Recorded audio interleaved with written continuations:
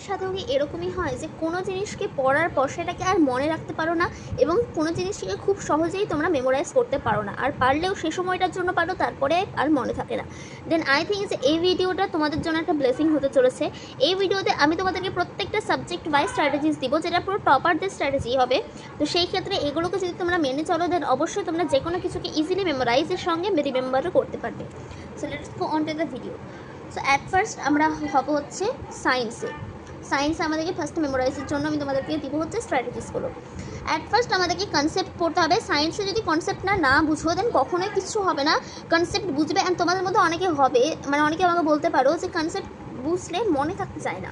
তো সেই ক্ষেত্রে একটা কথা বলে দিই, কনসেপ্টটাকে বোঝার সময় এমন কিছু জিনিস থাকবে যেগুলো তোমাদের ডাউট মনে হবে, যেগুলো বুঝতে পারছো না। তো তোমাদের টিউশনে বা তুমি যেখানে স্কুলে তো মনে হবে তোমাদের যে আমি যদি জিজ্ঞাসা করি দেন আমার তো মান সম্মান থাকবে না। তো সেইটা ভাবলে চলবে না, তাহলে কখনো টপার হতে পারবে না আর মনে রাখতে পারবে না। তো ডাউট ক্লিয়ার করলেই হয়ে যাবে। অবশ্যই মেক শিওর আমাদের কিন্তু ডাউটটাকে ক্লিয়ার করতে হবে। ডাউট যদি না ক্লিয়ার করো দেন কখনোই কিন্তু তোমরা কিছু মনে রাখতে পারবে না, কারণ ডাউট মানে কি, যেটা আমাদের হচ্ছে না। তো ডাউটটাকে ক্লিয়ার করলে তো মানে আমাদের সব কিছু হয়ে গেল, তাই না? এবার আমরা আসবো হচ্ছে, যদি তাও না হয় তোমাদের কনসেপ্টটা বোঝার পরও মনে না থাকে, দেন হচ্ছে তোমরা ফ্ল্যাশ কার্ডস ইউজ করতে পারো। ফ্ল্যাশ কার্ডস কি? ফ্ল্যাশ কার্ডসের জন্য আমি কিছু অ্যাপ বলছি, এটা কোনো স্পন্সর ভিডিও না, আমি তো একটা অ্যাপ বলে দিই, যেটা হচ্ছে কুইজলেট, যেটা অনেকটা ভালো অ্যাপ। তো তোমরা ইউটিউবে পারলে সার্চ করে নিতে পারো, তো গুগলে দেখে নিতে পারো তো কুইজলেটটা কীভাবে চালাতে হয়। বা পারলে তুমি এমনি জাস্ট নর্মাল কুইজলেট অ্যাপটাকে প্লে স্টোর থেকে ডাউনলোড করে নেওয়ার পরই ওখানে বুঝতে পেরে যাবে। তো যেখানে কোনো একটা সাবজেক্ট তো টপিক দিয়ে দিলে একটা ইলেকট্রিসিটি, তো ইলেকট্রিসিটির ফ্ল্যাশ কার্ড কিন্তু বানিয়ে দেবে, যার সাহায্যে তোমরা খুব ইজিলি মনে রাখতে পারবে।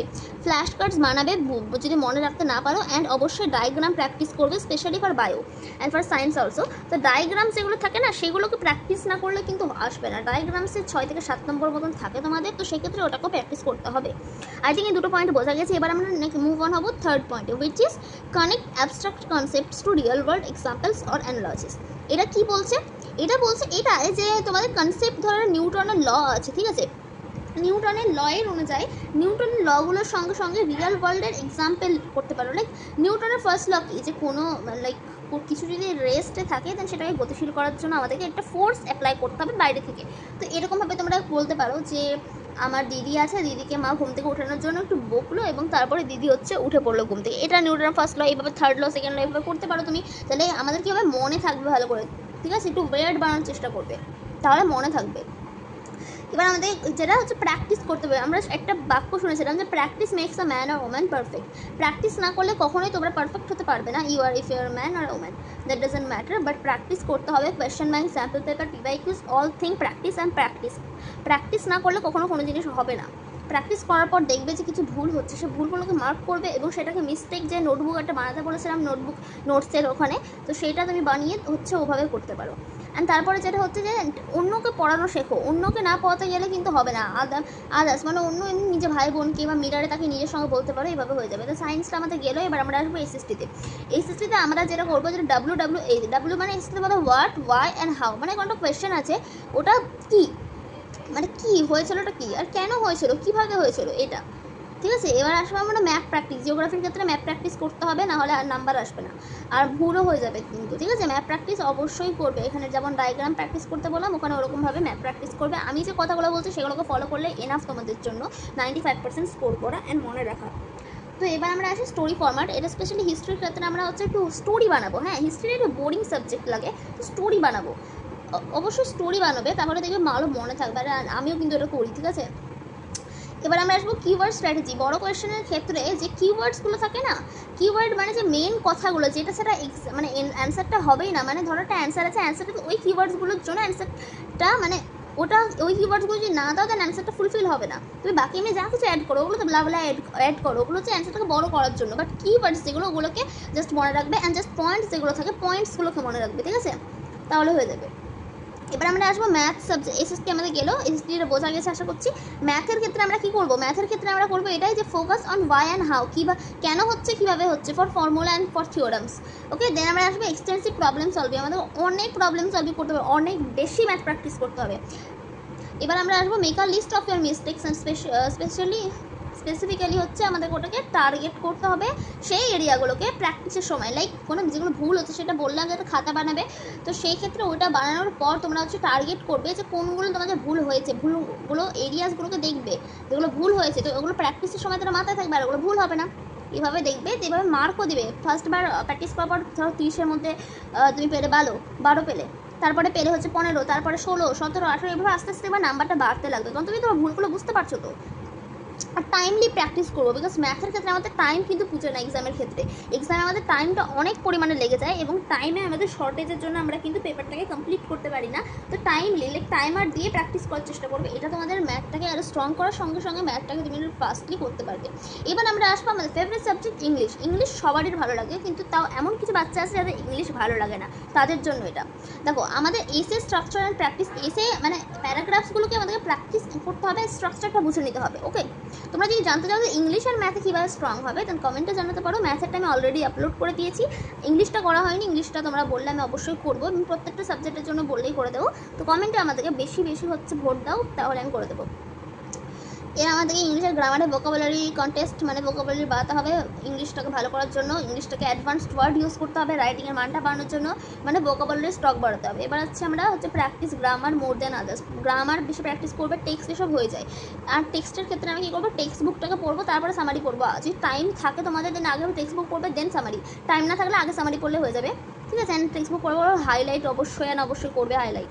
আসছি এবার আমরা বেঙ্গলি বা হিন্দি বা যাদের যা ল্যাঙ্গুয়েজ সাবজেক্ট, আমরা এখানে অ্যাক্টিভ রিডিং অ্যান্ড কম্প্রিহেনশনগুলো করবো। অ্যান্ড গ্রামারটাকে স্ট্রং করতে হবে, মানে গ্রামার ভালো করে পড়তে হবে, নোটস বানাতে হবে, শর্ট নোটস বানাতে হবে।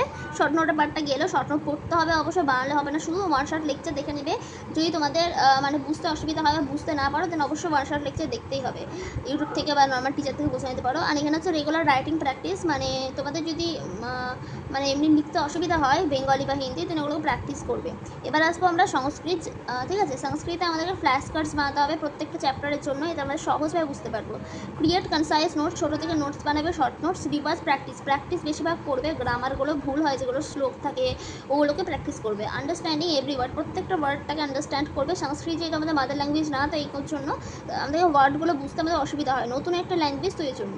এবার আমরা প্রত্যেকটা সাবজেক্টে যে সামারিটা পেলাম সেটা আনবো, মানে অল সাবজেক্ট টপার স্ট্র্যাটেজি, মানে প্রত্যেকটা সাবজেক্টের জন্য এবার যে টপার স্ট্র্যাটেজি সেটা দিব ফাইনালি। অ্যাক্টিভ রিকল করতে হবে, মানে কোনো জিনিসটাকে পড়লে এবং বইটাকে বন্ধ করতে হবে, নিজে ওটাকে মানে বলছো, হ্যাঁ, বলার সময় দেখলে যেই পার্টটাতে আটকাচ্ছে সেই পার্টটাকে দেখে এলে ব্যবহার করলে এইভাবে, ঠিক আছে।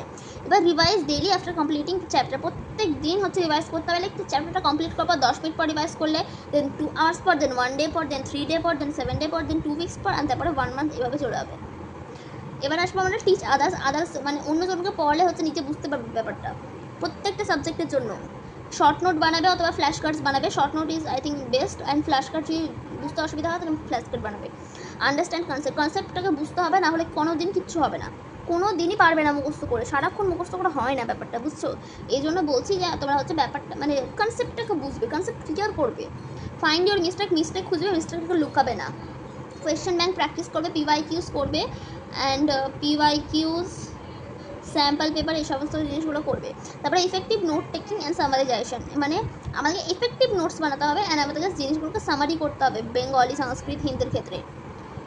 গোল সেটিং অ্যান্ড সেলফ ডিসিপ্লিন, এটা সব থেকে মেন এটা, মানে কি, যদি তোমরা ডিসিপ্লিনে না থাকো দেন এইগুলো কিন্তু একদমই বেকার হয়ে যাবে। ডিসিপ্লিন না থাকলে এগুলো একদমই হয়ে যাবে বেকার, কিচ্ছু হবে না এসব দিয়ে। যদি ডিসিপ্লিন না থাকো, গোল সেট না করো, টু ডু লিস্ট বানাবে, ডেলি টু ডু লিস্ট বানাবে। টু ডু লিস্ট না বানালে কিছু হবে না, টু ডু লিস্ট না হলে বুঝবে করে যে কী পড়বে না পড়বে। দেখো টু ডু লিস্টে এইভাবে এরকম একটা ডায়েরি নিয়ে নিবে, এইভাবে টু ডু লিস্ট, এমনি একটা নর্মাল ডায়েরি থাকবে, এভাবে বানাবে। হ্যাঁ, যেমন এইভাবে বানিয়েছি আমি টু ডু লিস্ট, রোজই বানাই, তো সেই ক্ষেত্রে এরকম নর্মাল ডায়েরি বা নর্মাল পেস্ট কিনে যা পাবে সেটাতে টু ডু লিস্ট বানাতে লাগবে পেপারে।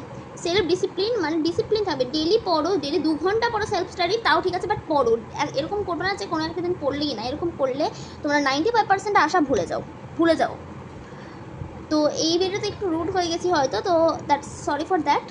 যাই হোক, এই ভিডিওটা আশা করছি তোমাদের জন্য এফেক্টিভ হয়েছে। এই ভিডিওটা আমি তোমাদের জন্য অনেকটা এফেক্টিভ বানানোর চেষ্টা করেছি। আমি সব কিছু থেকে সামারাইজ করে তোমাদের জন্য এই ভিডিওটাকে এনেছি। তো নেক্সট কি ভিডিওতে আমি তোমাদের জন্য টিপস দিব, অবশ্যই আমাদের কমেন্টে জানাবে। কী ব্যাপারে তোমরা জানতে চাও সেটাও বলতে পারো, আমি সেই বিষয়ে তোমাদের জন্য ভালো করে ভিডিও নিয়ে আসবো। অ্যান্ড এই চ্যানেলে কিন্তু আমি স্টুডেন্টদেরকে গাইডও করি, তাদেরকে টিপস দিই, টপার দ্য স্ট্র্যাটেজিস দিই। তো সেই ক্ষেত্রে চ্যানেলটাকে সাবস্ক্রাইব করে দেবো। And that's for